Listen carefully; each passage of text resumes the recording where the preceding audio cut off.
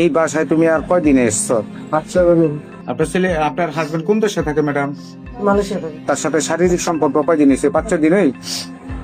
তুমি স্বেচ্ছায় সাইন করছো বিয়ার মধ্যে, তোমার কেউ সাথ দিছে?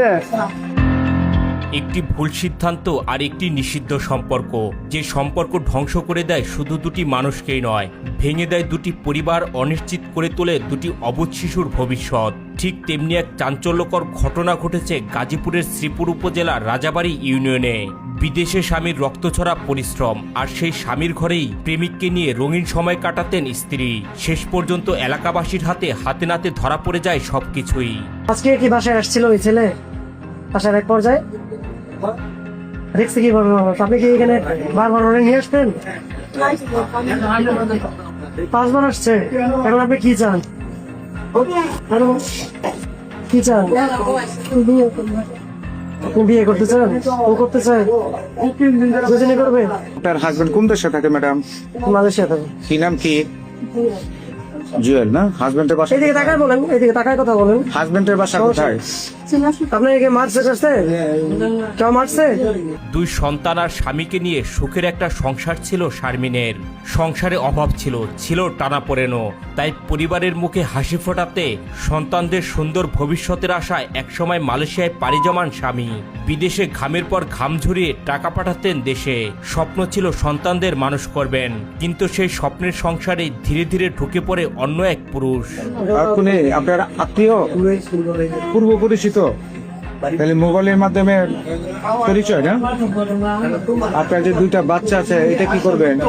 এখন বিয়ে করতে চান, কিন্তু আপনার বাচ্চা দুটার কি হবে? হ্যাঁ, আপনার নাম কি? শারমিন জানান, মোবাইলে কথা বলতে বলতে এক যুবকের সাথে পরিচয় হয় তার। প্রথমে শুধুই সাধারণ বন্ধুত্ব, তারপর নিয়মিত কথা, আর অল্প কিছুদিনের মধ্যেই সেই সম্পর্ক জড়ায় পরক্রিয়ায়। অভিযোগ রয়েছে, স্বামী বিদেশে থাকার সুযোগে প্রায় প্রেমিককে বাসায় ডাকতেন তিনি। বাইরে থেকে দেখলে বোঝার উপায় ছিল না, এই ঘরের ভিতরেই চলছিল এক অন্য সম্পর্কের গল্প। আচ্ছা, আপনাদের পরক্রিয়ার সম্পর্ক কত বছর যাবত? 1-1.5 মাস। 1-1.5 মাস। এই বাসায় তুমি আর কয়দিনে এসছো? 5-6 বার আসছো। এই 5-6 বার রিলেশন কত? তার সাথে শারীরিক সম্পর্ক কয়দিন হয়েছে? 5-6 দিনই? হ্যাঁ, এদিকে তাকান না, পা বলছি যে এই 5 বার আসছো, এই 5 বারই কি তোমার সাথে তার হয়েছে, শারীরিক সম্পর্ক হয়েছে? আচ্ছা, আজকে এই কয়টার সময় আসছে?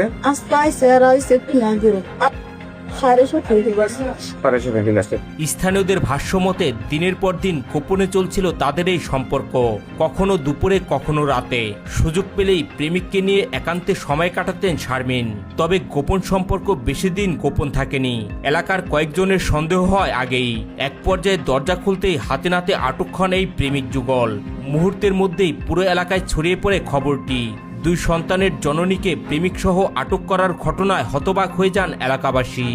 আচ্ছা, এই ছেলে যে আপনার বাসা আগে পরে আশেপাশের বা বাসার লোক না করে না আপনাকে বা সতর্ক করে না যে ছেলে কেন আসে বাসা, কি লুকায় আসছে কিনা?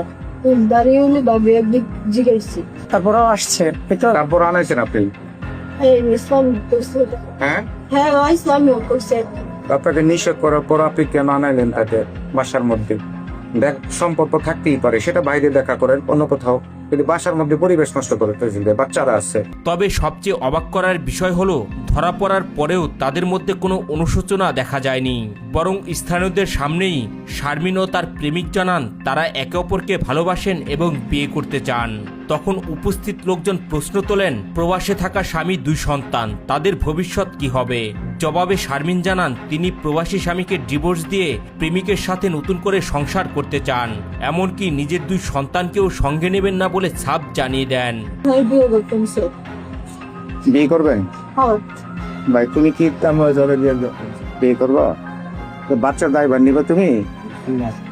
আপনি বাচ্চা নিবেন, সাথে নিয়ে যাবেন? তাহলে অবশ্যই কি হবে? কে রাখবে তাদেরকে? কে দেখাশোনা করবে?